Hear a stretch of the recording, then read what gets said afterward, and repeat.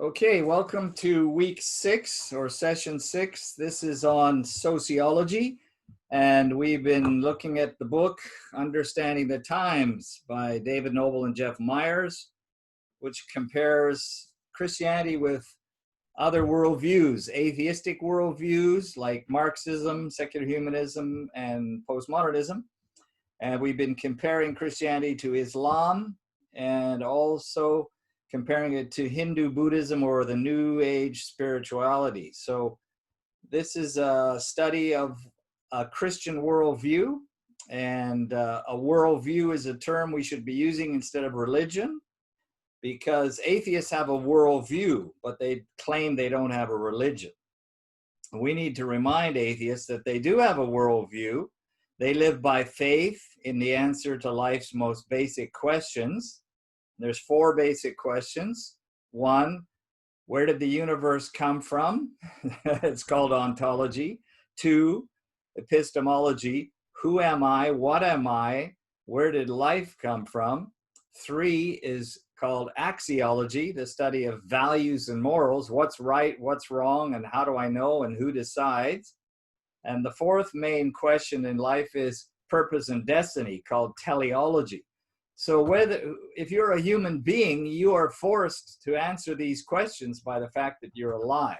Okay, you're living a value system. You're living with some sort of purpose. You think you are something. You're a monkey or an animal, or you're created in God's image. So all worldviews are what humans have in their head, and they affect the way they live. And so sociology is one part of a worldview, and it has to do with the question of society. So the Christian worldview is a comprehensive worldview. In other words, the Bible addresses every area of life, not just how to get to heaven. It addresses morality. It addresses the nature of God. It talks about ethics. It talks about law, politics, economics, which we're going to cover in a few weeks. So the Bible addresses everything and raises questions that helps us think carefully about how to live on planet Earth. So it's not just about getting to heaven. How do we live down here? What are God's purposes? What are his intentions for his people? What should Christians be doing in law? Should we be involved in politics? Should we be in business? What's the purpose of business? So all these questions are answered in the Bible. Now we have competitors on earth. These competitors have differing theories about the universe. The atheist would say the universe came from nowhere. He is a product of evolution. In terms of axiology or values, he would say, well, what's legal is what's good. I want my rights. I have a right to an abortion, etc., etc. And there's no life after death. So the atheist also lives by faith in his own ideas. He lives by faith in his assumptions that he has about those questions. Because the atheist has not been there at the beginning of the universe, neither was I. I believe the universe came into existence by a creative, personal God. He believes the universe just happened. My view is actually more scientific. Everything has a cause. So the Bible is much more scientific than the atheist in the area of science. So that's why we're looking at a biblical worldview. We need to be Christians who love God with our heart, soul, mind, and strength, according to Mark 12:30.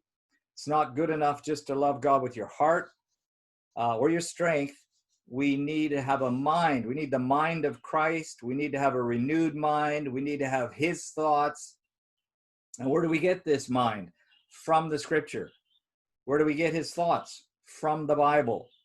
So being a Christian is not enough. We need to be a biblical Christian. We need to be a Christian who's born again in heart, but who is biblical in the way he thinks and approaches issues in life, using the Bible and as an instruction, the Bible as our principles for living. So Christianity is a comprehensive system.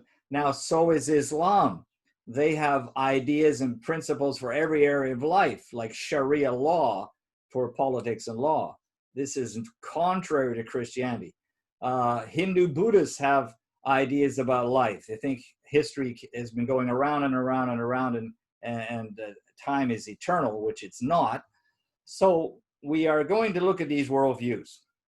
So today is sociology, and I'm going to go to my slide show and cover that topic right now, if I may.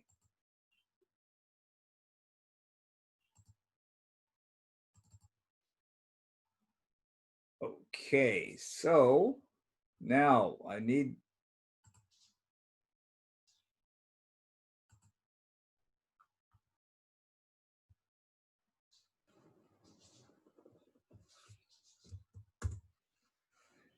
Now, if you can see that screen that says sociology, Dennis, can you just wave at me? You can see it. Tom, you can see it. Joyce, yes? Okay, so here we go. We're looking at the topic of sociology, and there's my website, worldviewstudies.ca. Not very complicated one, but it has other videos on it if you're interested. Okay, what is sociology? Sociology is the study of human societies and institutions. The word socios is Greek, and that's where we get our word sociology. The sociologist studies the interaction of individuals and society. And I must let people know that I did my PhD in an area of sociology. I studied Muslim students in Australia when I was living there. Spent 6 years finding out how they experienced living in the Western world and studying at a Western institution. So my PhD examined the worldview changes amongst Muslim students culturally and religiously when they studied. So I would recommend anybody who wants to think of worldview should have a look at my thesis. So I really was in the area of sociology, which is the way these Muslims experienced Australian society. Interestingly enough, sociology is not a science, and really neither is psychology. They're not like physics or chemistry. They're a social study. Let's look at the worldview of secular humanism. It has many anti-biblical foundations. One secular humanist called Steve Bruce believes these things, which is typical of most of them. Reality is socially constructed. This is a huge assumption by the secular humanist and the Marxist, that there are no institutions that are established by God. Oops, God is missing out of that last phrase there. Secondly, the secular humanist believes that behavior has hidden social causes. Society causes us to do what we do. This is vastly different than the Christian view that we are sinners who shape society. Secular humanists believe society shapes us and causes us to behave in certain ways. So social life is profoundly ironic. It has no purpose or meaning ultimately. So the secular humanist, I mean, if you say, what's the purpose of life? What's he going to say? Well, be happy. Who knows? We're just a biological accident. So a completely different view of life from the Christian. There are a number of assumptions in secular humanism, in sociology. One is that we have personal autonomy. Individuals are free to do what makes them happy. And they believe that society is the problem. It's constraining us. We need to be set free. So the secular humanist is always going to be trying to change society so he can be more free. It aims particularly to eliminate religious influence and to displace religious authorities. So you're going to see a lot of attacks on the church, whether it's Catholic priests, whether it's the institutions. Now, of course, they can't completely slander Christianity because Christians do so much good work in society. But the secular humanists, like even our prime minister, they're not in favor of religious influence per se. And there's a word that secular humanists use, progressivism. Their aim is to advance progressivism, which really is what they consider we need the remaking of social order.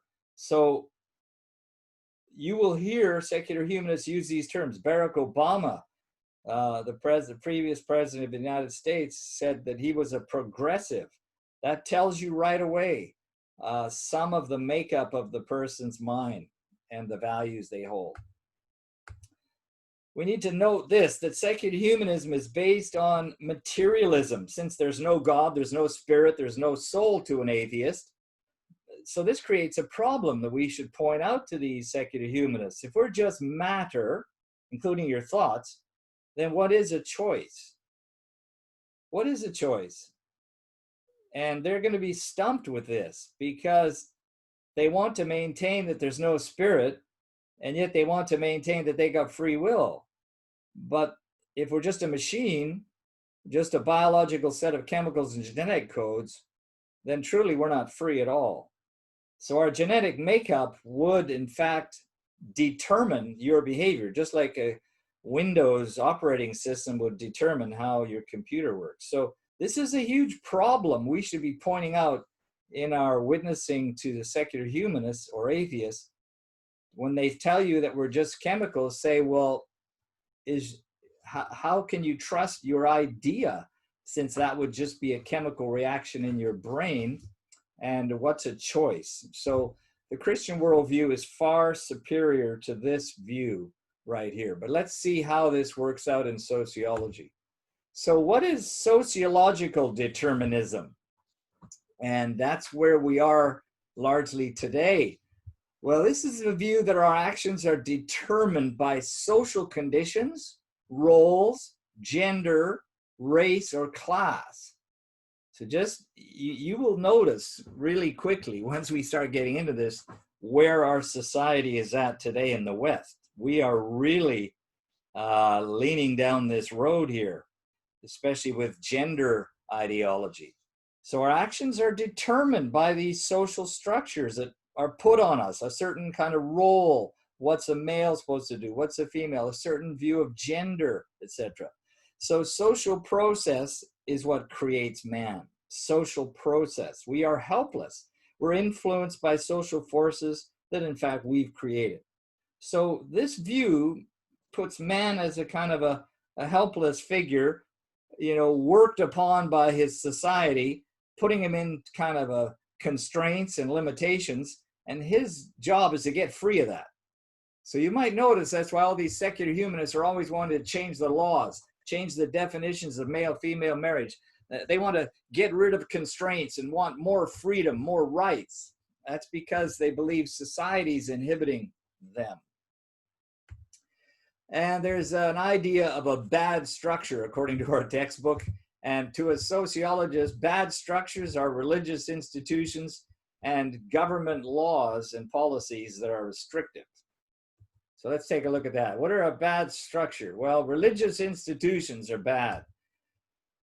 So they target the family. We need to redefine the family. Tradition has become an enemy today. And now our laws have been changed by so many progressive movements that there's new definitions of family. Family can be one or two, and maybe soon it'll be three or four. And it doesn't mean male and female. It can be several females, several males, because after all, who's to say? Who's to define things except the secular humanist? So tradition, where we say, the Bible says God made male and female, they want to do away with that because that's a tradition. That's restrictive. That's limiting my choice and freedom. So these institutions that keep preaching this stuff, keep preaching that homosexuality is a sin, we need to find them. We need to put these pastors in jail. They are oppressive because they're trying to force social traditions upon us, religious traditions that we should be free from. So maybe you get the idea now why some churches are going to be taken to court because we're daring to challenge this sociology that's emerging from secular humanism. And of course, marriage has been defined as slavery for women. Women are just servants, breeders, caretakers of children. And they would rather have communal living, open marriage with a real emphasis on sex and sexual practices. And it's interesting, many years ago, I took a course on gender studies in philosophy at an Australian university. In fact, it was 1988. And the professor was a feminist, radical. She was a Marxist. And they were having great time describing marriage as a slavery institution. They felt that it was absolutely evil that women should have to work in a kitchen, that women should, were just treated like slaves once they got married, that they should fight marriage and resist it. Maybe this is some of the reasons why our society is breaking down, as we attack these very valuable institutions and definitions that have served mankind for thousands of years. In the area of a bad structure of government are laws and policies from the government, from above, that force and coerce us into conformity. Any of these that are from individuals are wrong.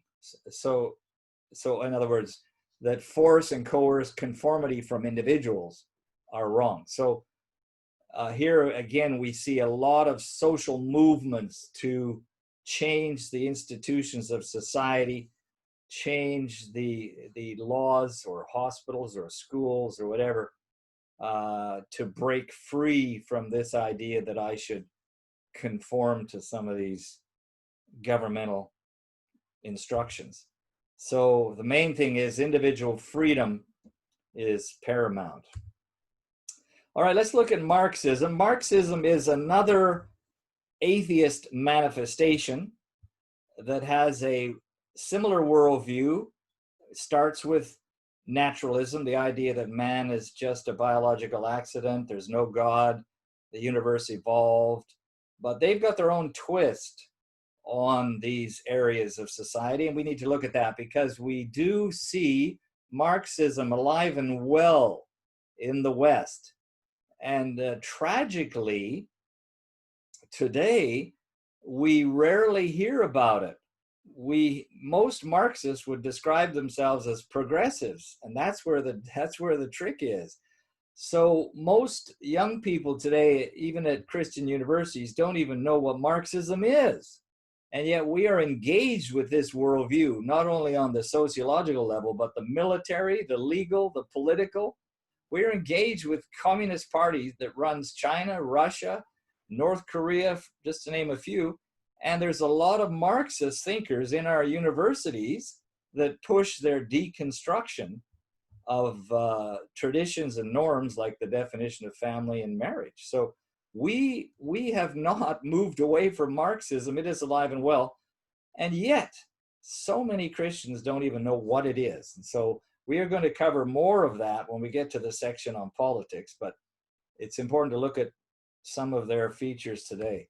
So Marxism is founded on Darwinism, the idea that we evolved by accident from as David Noble said, from goo to you via the zoo. Kind of a pun there, but anyway, Darwinism is the foundation, and they applied evolution to the social sciences. So this is unique, and we're going to see how they work this out. So Marxists believe that humanity is evolving both biologically and socially. So this is a new bent. This is beyond the secular humanist view of biological evolution, where our future is just happy, happy, happy, do what you want. Marxists have a vision for the future that they believe is birthed in evolution. And we're going to see that. The goal is a proletariat society run by the workers. That was the original one anyway. What it means is now the Communist Party tells you what to do and you'll obey that in North Korea, you'll be shot. So it leads to dictatorship, and yet it's promoting the idea that the workers run things. Well, they don't. If they run anything, they run the prison camps. They run from the guards. But no, this idea of the bourgeoisie and the proletariat was set up by Marx to make a clash between what he called the workers and the management, the company owners and the workers. So we have this view today really still running merrily along through unions who believe that they should protect workers from these evil corporations. And so you end up with this big battle lines drawn between unions and management. Not that all unions are bad. They started out perhaps with some good motive to protect people from, managers who just took advantage of them. But certainly today, there's a lot of Marxist influence. Okay, there's a major assumption in Marxism, and I want to cover this, and we're going to cover it again when we get to politics. And this is fascinating because the Marxists believe in 5 stages of socio-political evolution. Now, this is, you wonder, how on earth they came up with this? Well, Mr. Karl Marx, came up with a theory that he could put together that would explain social evolution. So in order to define social evolution, he had to have lower level societies moving upwards into the top perfect peak form society. And I bet you know what that is. So let's look at these 5 stages, and because this will help us understand why China and Russia and North Korea and even Venezuela and these Marxist-run, Communist Party-run nations are so anti-Western, so against America, so trying to wipe out the USA in particular, because the USA is probably the only military power that stands in the way of China and Russia taking global power. So let's look at this 5 stages of social political evolution. One is that slave societies were the first kind of societies, they argued, Marx said, which then evolve into feudal societies. So, okay, there's a little bit more social organization in a feudal society, but then these feudal societies have evolved into capitalist societies, and that's where we are today. We live in societies defined by Marx and Lenin as capitalist societies. And I'm going to throw something in here right now. The word capitalism does not describe a Christian or a biblical view of economics. The biblical view of economics, which we're going to look at in a couple of weeks, is not capitalism. Capitalism is a philosophy created by Lenin and Marx to define where the West is at. Capital is possessions or goods you own. The philosophy of ownership, capitalism, is a false notion. So we should not, as Christians, as biblical Christians, try to defend capitalism.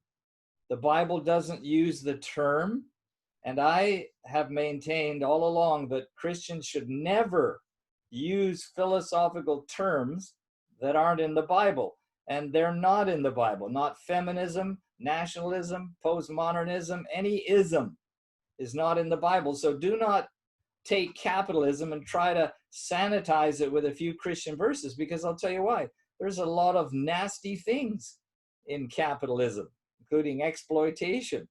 But the Bible uses the term, well, it doesn't use it, it shows the term of free market. Individuals negotiating wages, negotiating prices, doing open trade deals with other civilizations. So if anything, the Bible supports a free market with justice, not a free market without justice, but it does not endorse or support capitalism. So do not try to defend capitalism or feminism or environmentalism. Use what the Bible says. We're stewards of the environment. We're not into environmentalism. Okay, so guess what the next society is? The capitalist societies must be pushed along now to become socialist societies. Okay, we need more government control, more government policies, more government help, more government to bail us out. And there's a worrying sign right now, people, with this COVID-19 coronavirus thing going on. This has gone well beyond the area of the medical, and it's now into the legal and political area where governments are taking vast new powers to themselves out of the argument that, well, it's all for your own good.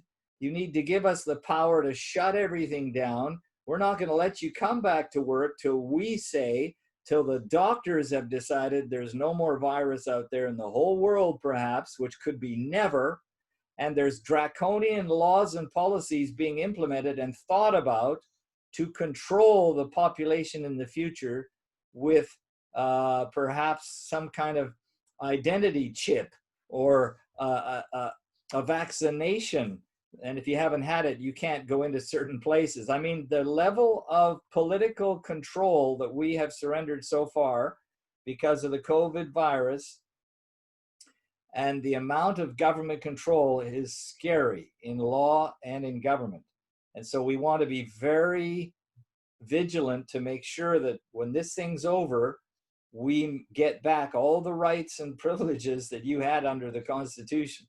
But so far, we have seen a huge move towards government control. Now, so socialism is a word that's not in the Bible either.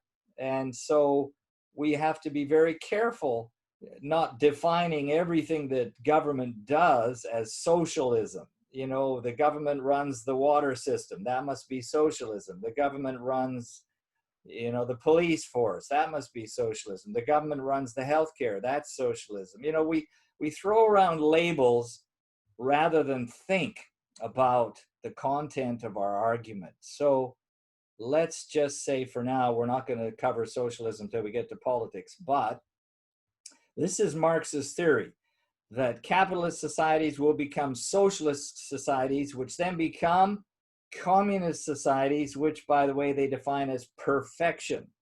So here are the 5 stages of social evolution that Marx said was founded on biology, that this is biological fact, that matter not only evolves more increasing animals from apes to us, but societies are evolved materially too, to the ultimate highest form, which is communism. So on the definition of Marx, North Korea would be a perfect society. Perfect. Run by the state, eliminating all opposition and caring for all its people in a wonderful way. Yeah, well, that's not reality. So this model, these assumptions are powerful, and they still lead people's thinking today. So they believe that human beings are nothing more than what society makes them. And our material conditions will determine what we become. Not your aspirations, not your hopes, but the material society in which you live determines who you are and what you become. But religion is a big stumbling block, of course, and I think Marx called it the opiate of the people. Religion was opposed under Lenin and Stalin, who just sent tens of thousands of people into slave camps in the north. I remember going to the Soviet Union in an evangelism outreach in 1980 at the Olympic Games in Moscow. And we traveled over there with Youth with a Mission from Australia. And I remember talking to Russian people on the street. And I happened to say, well, what about Christians in your country? And they just gasped. And several of them said to me, Christians? Well, Christianity is a mental illness. And Christians will be sent to rehabilitation camps because they're mentally ill. So they said, you don't want to be a Christian here. That's a mental illness. And in fact, if you are a Christian, they said, your children will be taken off you because you're mentally unstable. So here we see how the communist government of the Soviet Union attempted to eradicate the church by making Christianity a mental illness. And the care of children in the Marxist world is the role of the state, not the parents. So here we see some ominous signs happening in our Western countries where governments are now taking more power to themselves to step in as the guardians of children. and take them away from parents if they don't agree with your homeschooling.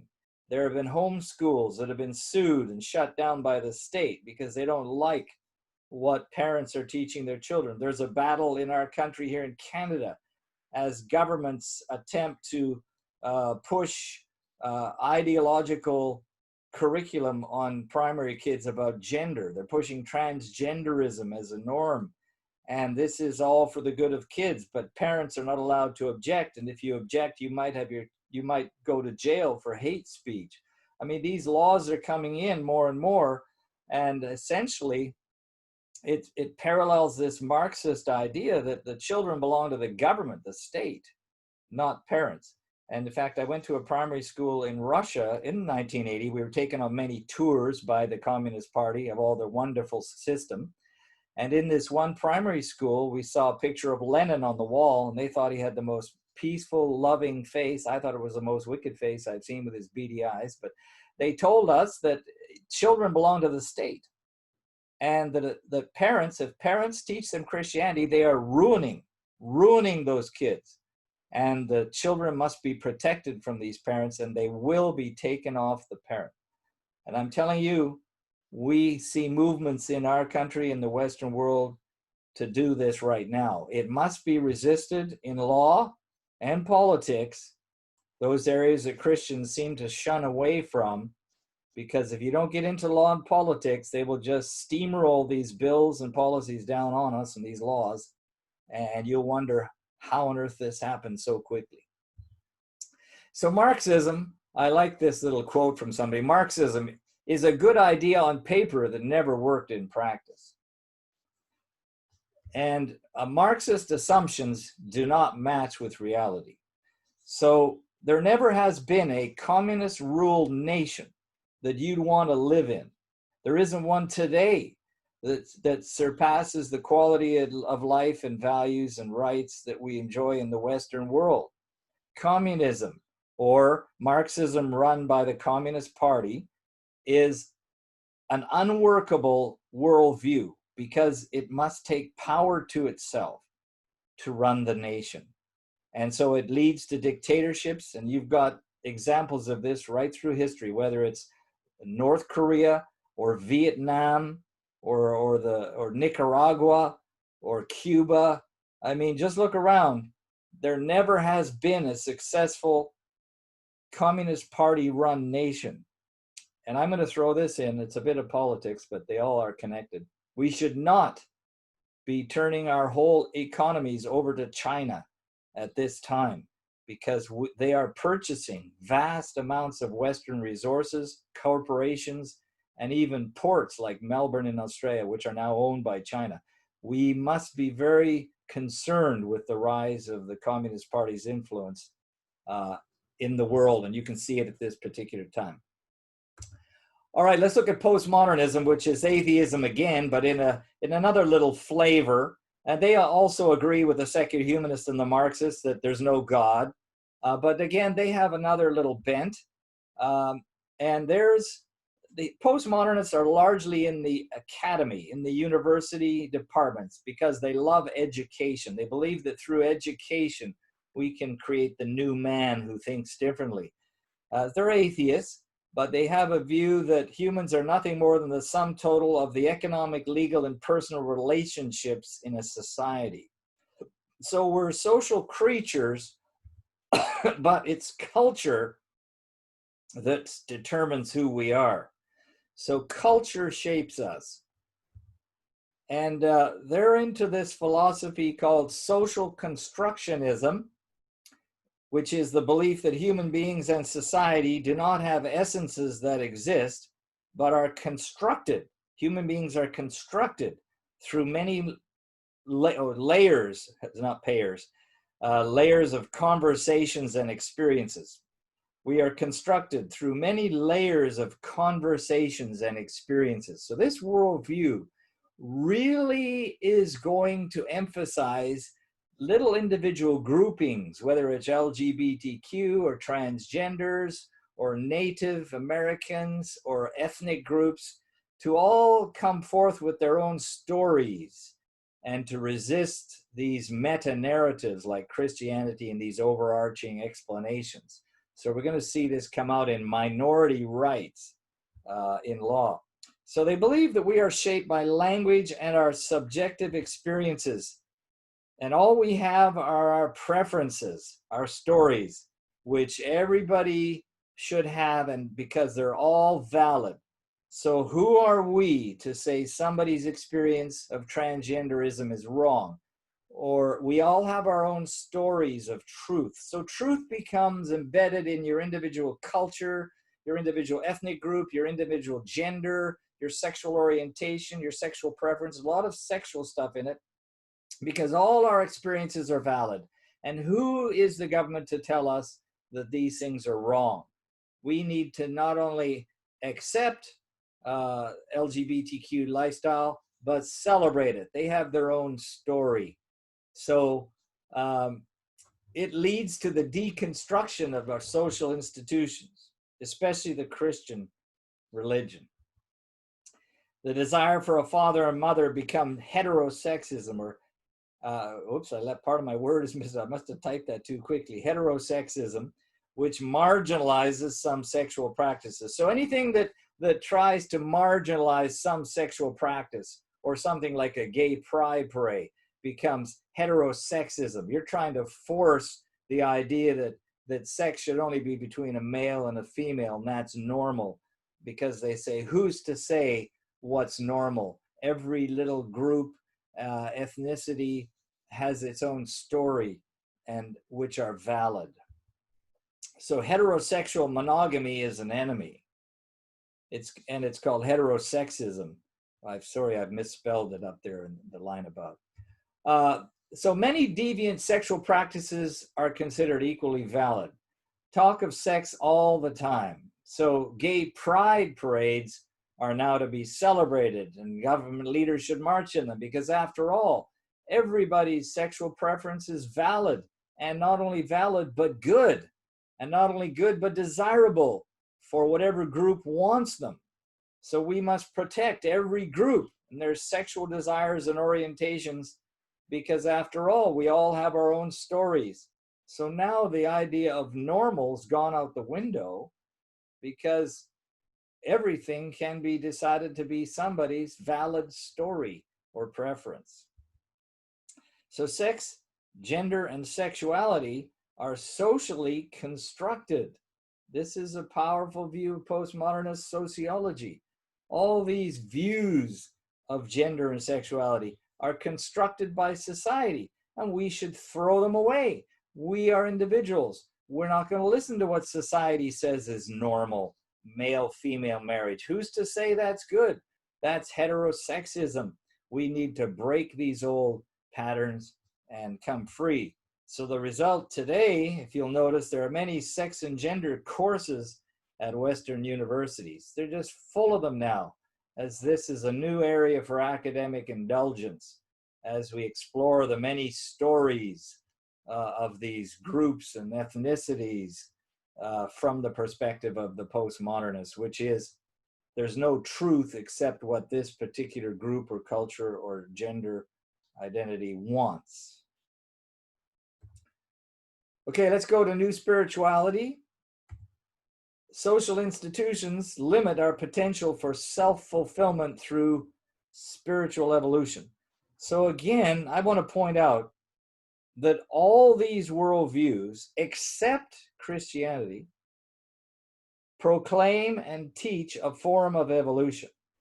So going back, the three atheist varieties, which are your secular humanist, your Marxist, and your postmodernist, they all teach evolution.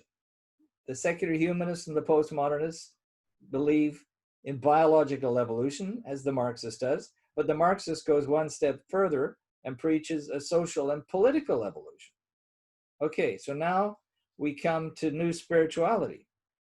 Again, we see the idea of evolution coming into their explanation for reality.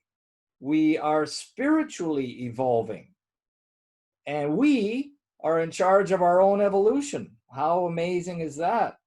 So all of life is of the one essence, We're all just energy, but we can choose to evolve ourselves through self-fulfillment and have a form of global consciousness. So modern society's traditional views, especially Christianity, of course, hinder our evolution. So you might hear these people talk about believing in God. And I've heard very famous hosts on TV programs, which will remain nameless so I don't get sued, very famous ones, say, they believe in God. And when somebody asks them which God it was, this particular very famous talk show host who loved listening to people like Eckhart Tolle said, well, the dog, the tree, us, we're all energy. We're all God. Well, that's what New Spirituality believes. You are an advanced form of God. And you can go further and develop your global consciousness. And we've got to break free of some of these social traditional views that hinder this. You evolve consciously through your choices, and they believe that institutions should be structured to encourage the search for so-called inner truth. Now, one thing about this idea of inner truth, the Bible doesn't say we have a lot of inner truth. It says we're wicked, deceitfully wicked in our heart. And we have to guard our heart. Well, first of all, we have to repent and clean it out because it's so full of sin and garbage. So you don't look inwards for truth in the Bible. You look outwards. You look to God. You look to his word.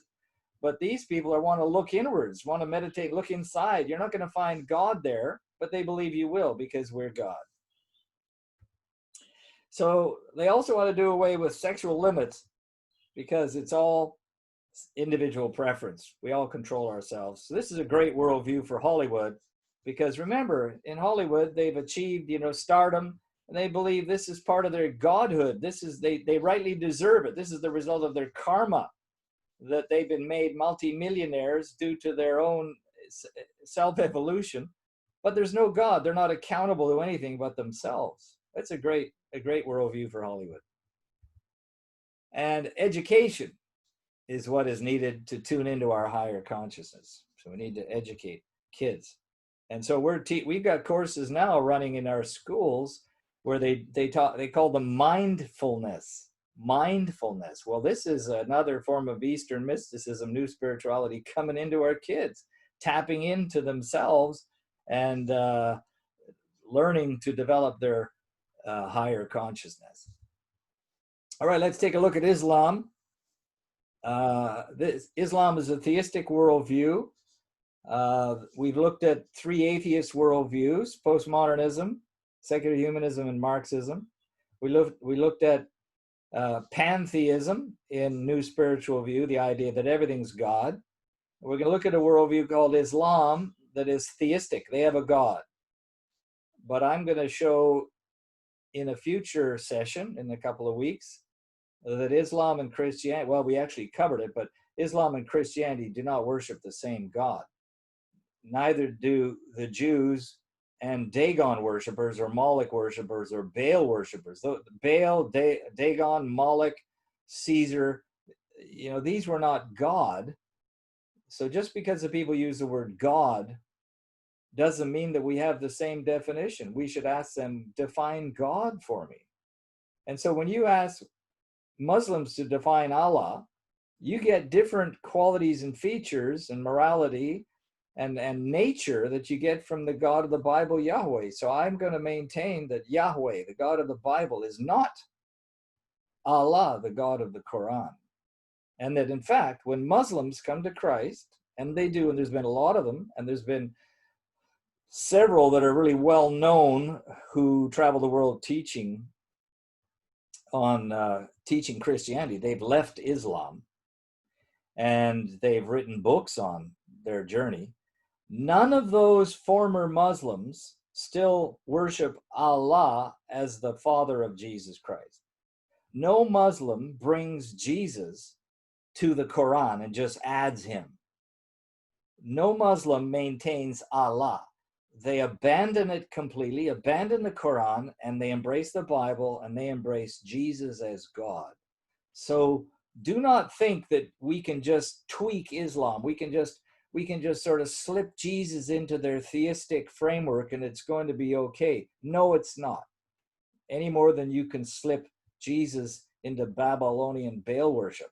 That doesn't make Dagon function. If you say Jesus is the son of Dagon, that's about the same as saying Jesus is the son of Allah. Not true. So let's look at Islam. Muslims believe that Islam teaches the perfect model for all of society. So Islam is, like Marxism, a comprehensive worldview with a plan and picture of every part of society. So it's a direct competitor to the biblical worldview. And they are radically entering the West in mass migration, part of it our own stupidity, to bring in millions of people from Syria and all over Afghanistan and everything, and then allow them to promote their own worldview and in fact get elected and seek to undermine the biblical basis of America and Germany and Canada. So not all Muslims are terrorists, but a lot of the terrorists are Muslims. So what's wrong with this worldview? Well, they have a utopian view of reality. They are like Marxists. In fact, if I get the time, I've got a teaching I've done where I've compared political Islam with political Marxism. Now, I've done my master's degree at University of Sydney in 1991 on Islamic political ideology. And I wanted to know at that time, was this force, Islam, going to manifest in greater political ways? This was 1991. And I can tell you, and you can see for yourself, that in fact it has burst forth on the world stage as the communist control over many nations collapsed. And now we have Islam just literally demanding change in every European country and in the Western world and in America in particular.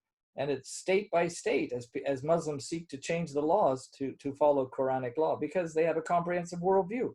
They believe that Islam is a perfect model of how to run your society. And yet they can't demonstrate one nation out of 57 on planet Earth, 57 Muslim majority nations. They can't demonstrate one that has the lifestyle and quality of living that, say, the USA or Canada or Britain has.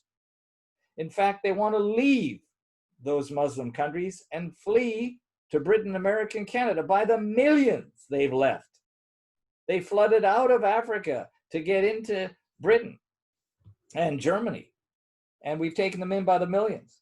Why are they fleeing their perfect society? Why isn't it working in Iran, Afghanistan, Iraq, Saudi Arabia? Pick a Muslim country that you'd want to go move to. So this comes down to the fact that they're utopian. Utopian means they believe in perfection on earth. And Marxists are also utopian. They just have to kill everybody who's counterproductive.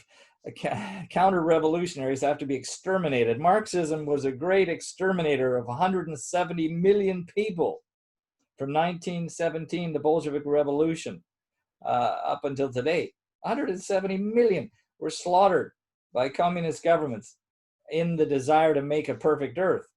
And Islam has had a history since its inception, since Muhammad's death in 632 AD.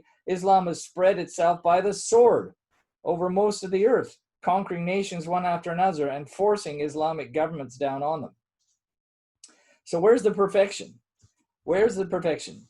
Where's the utopian model we should all aspire to? Of course, Muslims will claim, it's not being perfectly applied. And Islam isn't the problem. It's Muslims who aren't applying it. Yeah, well, the Marxists use the same argument. Trust me, they say, Marxism's a wonderful belief system. Nobody's really applied it yet. Yes, well, that's what utopianism is. A false belief that we can make perfection on earth. And the Bible does not preach utopianism. The Bible is realistic and says we're fallen sinners. We have evil in our hearts. We're never going to produce a perfectly holy government or anything, but we can certainly repent of our sin and improve things. So Christianity is not utopian, but Islam is. They enshrine the family, but particularly polygamy. Numbers of wives. Muhammad had many wives. His youngest was 6 years old. Men and women are not equal in Islam. You can do your own study on Google. You can go and read up about it. Man is superior, and they create patriarchal societies, and women are second class. According to the Islamic tradition from Bukhari, Sahih Bukhari, volume 4, hadith number 464, the majority of people in hell were women. And the testimony, it takes the testimony of 2 women to equal that of 1 man. And women can be divorced by a man just by him saying, I divorce you, I divorce you, I divorce you 3 times. I mean, you can go study all the treatment of women in Islam. And there's a reason why Muslim women have fled to the West, to get away from the restrictions of Sharia law. And yet, even in the United States, in areas like Michigan, since we have somebody online from Michigan, Sharia law dominates Dearborn, Michigan. And the police protect Islam from people even talking to them. And you can be arrested for having a Christian witness in some parts of Dearborn, Michigan. Where's the freedom of religion? So this is we're in a spiritual battle, and we need to see that it's motivated by the worldview of Islam or Marxism, and they have targets. And in this case, society is the target. So I want to read, I got read page 322 there. So I want, if you don't have a book, then just sit back and relax. But according to the book here, page 322, here are some of the ways that women are viewed in the Quran, and they all have Quranic references, and I'm not taking them out of context, as somebody might say, well, he's not a Muslim, he can't read it right. Trust me, these are all well researched and documented by Muslims too, especially those who've left Islam. Okay, let me give you a few of these. These are all found in the Quran. A Muslim man may marry up to 4 wives, granted that he treat them equally. A Muslim man is allowed to have sex with women he has captured during war. A Muslim man may marry a woman temporarily, a marriage lasting a relatively short time. It could be an hour. That's how they get away with the adultery idea, or sex with captive women, like the Kurdish women they captured in Iraq, and they became sex slaves. You're allowed to have sex slaves, according to them. Muslim men may marry Jewish or Christian wives, but Muslim women may never marry non-Muslims. Unsubmissive women may be beaten.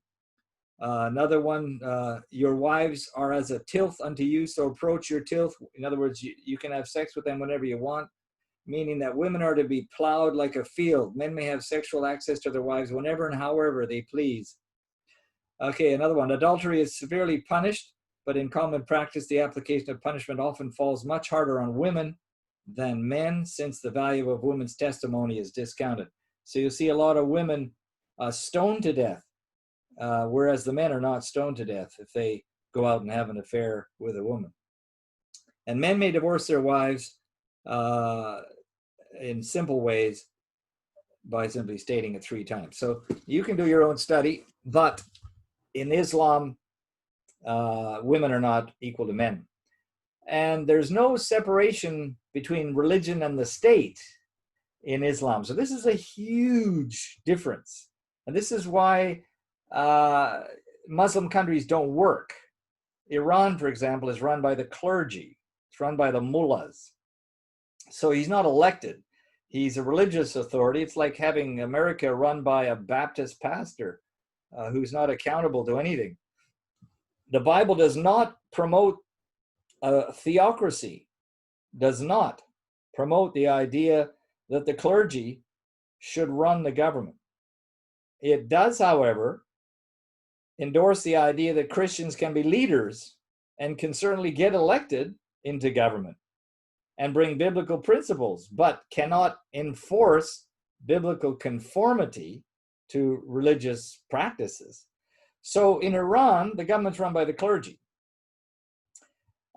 So in Islam, and I did my thesis on this, they believe that the government should be Islamic, that only Muslims should be in government. And they have laws to enforce this in Saudi Arabia, Iran, Iraq, even Indonesia, Malaysia. You cannot get into government at the highest level unless you're a Muslim. So they completely seal off access. So you have a sort of democracy in Indonesia, but it's what they call guided. Yeah, it's guided by Muslims, who only Muslims really can run for elections. So Christians in Indonesia have to vote for Muslims. They have a democracy, but you can only vote for Muslims. So they don't have a separation between religion and the states, a religion and the state. And this separation of religion and the state, we're going to see, was implemented in the USA to keep the state out of the church. It was to protect the church from government, not protect the government from Christianity. Because most of the presidents in the history of the United States claimed they were Christians. And it's not illegal to be a Christian and be elected in America. So that's not what the separation of church and state means. It means that the state shall not establish any religion, and the state has no right to stop any religious practice or enforce any religious practice. And they have no right to tell the church what to preach. That's what the separation of church and state is. Okay, but William Wagner is going to share with us on law, hopefully next week. I'm throwing that out there. I know he's listening, so we're going to hear from him next week, hopefully. But okay, Sharia governments enforce social conformity to Islam all throughout the Muslim world. So governments that are formed and shaped by Sharia law principles force social conformity. So if you look at pictures of Iran back in the 60s or 70s, I went through Iran in 1974 before I was a Christian, and women were wearing dresses and their heads weren't covered. That was perfectly normal. Now they're all covered head to toe by the burqas, and they get beaten and flogged and maybe even put in jail if they don't conform to some of the dress codes that are now enforced by the religious authorities. And of course, Islam wants a pan-Islamic community, and especially a global caliphate that stretches across the whole world. And that's what ISIS was aiming for, and that's why it was so dangerous. But don't think that Muslims do not fund many things now through education and professorships, being on universities in the West like Harvard. Many others in Australia are funded. Huge amounts of money coming from Saudi Arabia to install Islamic professors, to open Islamic studies departments. There are no Christian studies departments in Western universities, in Australian universities. And so you have these professors who are paid for by Saudi Arabia coming out and setting up these courses in Islamic studies that essentially help sanitize the view of Islam around the world. But that's part of the education I call it evangelism. It's called dahwa, that Muslims participate in, is shifting the basis of education. Kids in schools in America are going to mosques to learn of Islam as a culture under culture studies. Well, Islam's not a culture. There are black Muslims, Indian Muslims, white Muslims, American Muslims, British Muslims. Islam's a worldview. So where do we get away with sending primary kids in America to mosques as part of an educational experience, but they'll never get to go to the church? So this is a whole infiltration by Islam into education, and it's getting into many other areas, especially law. This is all part of their push to develop global pan-Islamic communities that all relate to each other as they seek to bring every nation in the West, especially the Christian ones, under Islamic law. All right, we're going to end this session with biblical Christianity. The Bible shows us only 3 institutions that are ordained by God. And people have used the term spheres, sphere sovereignty. They are the family, church, and the state. So God has ordained the idea of a family, and a man shall leave his mother and a woman leave her home, and they join together in matrimony for life, and they produce children. The family is God's idea. That's why he created males and females. Otherwise, we could have had babies like worms. You didn't have to have any marriage. But no, God ordained males and females and decided family was the model that would reflect his nature most clearly. And God instituted the church, and Jesus said, that he would He would establish the church, and the gates of hell would not prevail against it. And the job of the church was to make disciples of nations. So Jesus gave full authority to the church, which transcended the government. No government can command you not to go preach the gospel, because they're a lower level of government than God. So the church was given a mandate to preach the gospel, and they are fully under God to do so. And yet the state or the government is a God idea too, because after all, God rules. He rules in the heavens, and he keeps order in the universe, and he will rule ultimately in eternity when he brings time to an end and separates the believers from the unbelievers. So God's government has never been surrendered to any devil. One of the most obnoxious ideas I've heard theologically is somehow the earth belongs to the devil, and God somehow delegated it away. I'm thinking, where on earth do people get these anti-biblical ideas? The devil is an angel. That's it. He can't even fly fast enough probably to get around the whole earth in a minute. So he can't be everywhere. So this idea that the devil runs the world is garbage.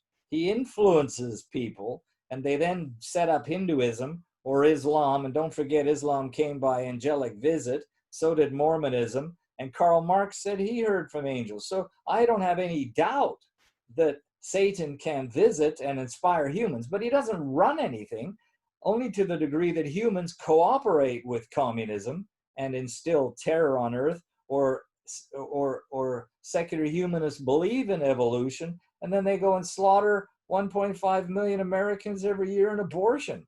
That's the work of the devil, but he's not got power. So be careful with how much power you think the devil has, and don't give him any influence over your life. So government was set up with a very limited role. Jesus even acknowledged the centurion, and Paul acknowledged the role of the state. In fact, Paul, when he was going to get stoned or beaten in one incident, he said, "I'm a Roman citizen. I want to appeal to Caesar." And even then, he used the state apparatus, which was every citizen has a right to a trial or a hearing. So he appealed to Caesar, and that delivered him from getting killed, and he was able to give his testimony before the government.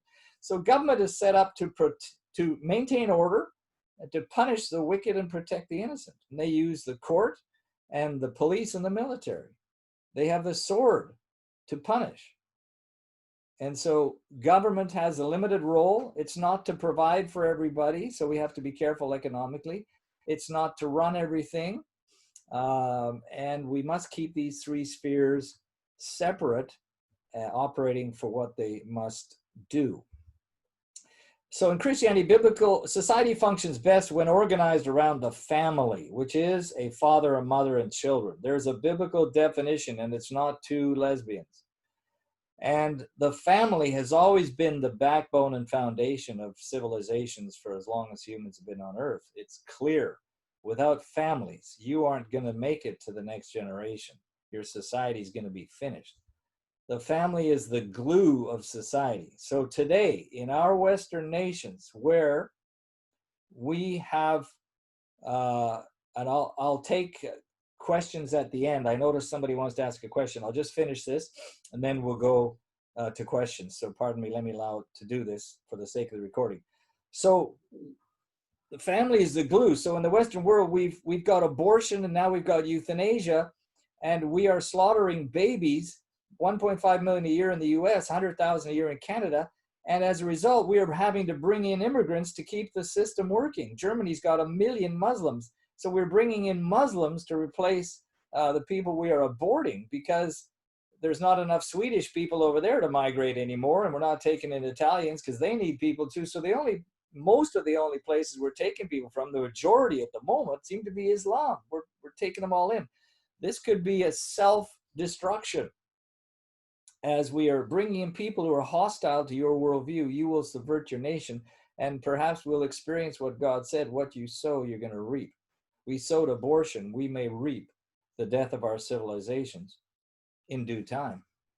So family is the glue. We are caretakers for God. Government has a specific role, It must not interfere with the role of family or church. So we've got to be careful there. So when the government's telling you you can't preach anymore, but you can abort your kid, you can't have a church service, but you can stand in a line at Costco, there's something going on. So we've got to be careful. Okay, the Christianity has a balanced approach to the institutions. It recognizes a proper role for the church to show God's principles and purposes. So the church is to demonstrate God's ways on earth.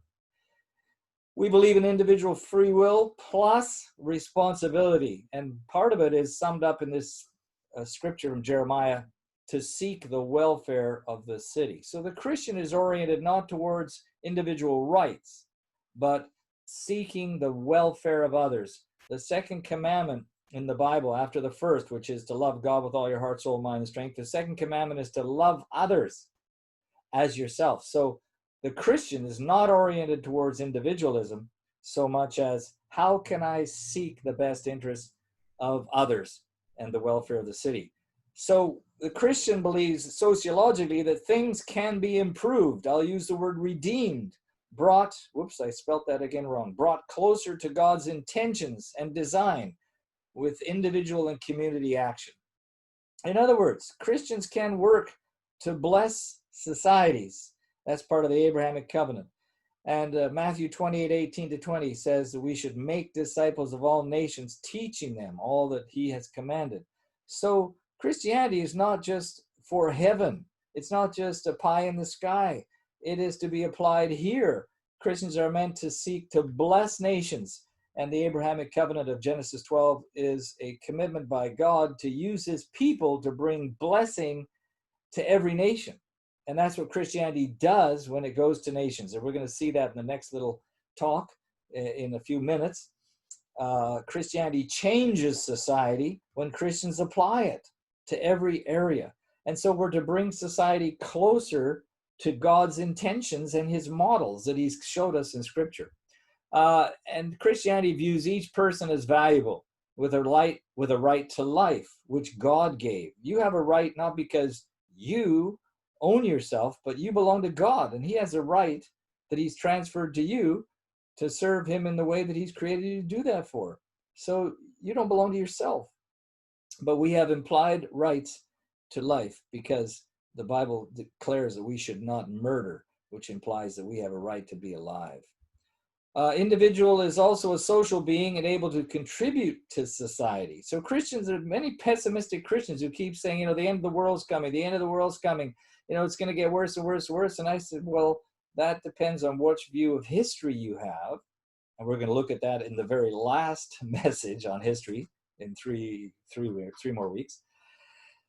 But certainly things can be improved here. I take my car down to get fixed. I don't expect it to get worse. I go to the dentist to fix my teeth. I expect him to bring healing to my teeth, not make it worse. When I go to the doctor, I had cancer. They had to operate and take out cancer.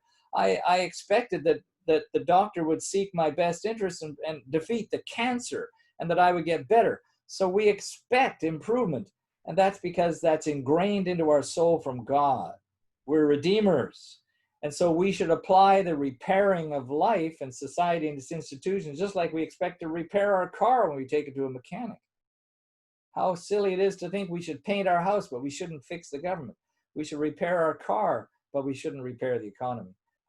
So Christians, we view ourselves, and the Bible views us as the salt of the earth, Matthew 5:13, and that we should bring God's principles to bear in every part of life. And Christianity has an ennobling perspective on government. We can influence history and we can influence government by getting elected and bringing God's principles to bear through government policies. And the policies are to bless and heal nations. Christianity elevates the status of the family, marriage, the poor, women, the sick, etc. And in my second talk today, we're going to try and get through some of the wonderful principles brought out in a great book called How Christianity Changed the World. How Christianity Changed the World. So we can see now in comparing these views in terms of these sociological principles that Christianity can and does and has brought great advancement to civilizations sociologically through family, marriage, through teaching responsibility in society, through influencing government to have concern for individuals. Even though we haven't succeeded completely, we have this horrific practice in the Western world of abortion, killing children while they're being born. This is heinous. We have to do far more to get this principle removed, because we are reaping now, and we will reap the disaster of the takeover of society, a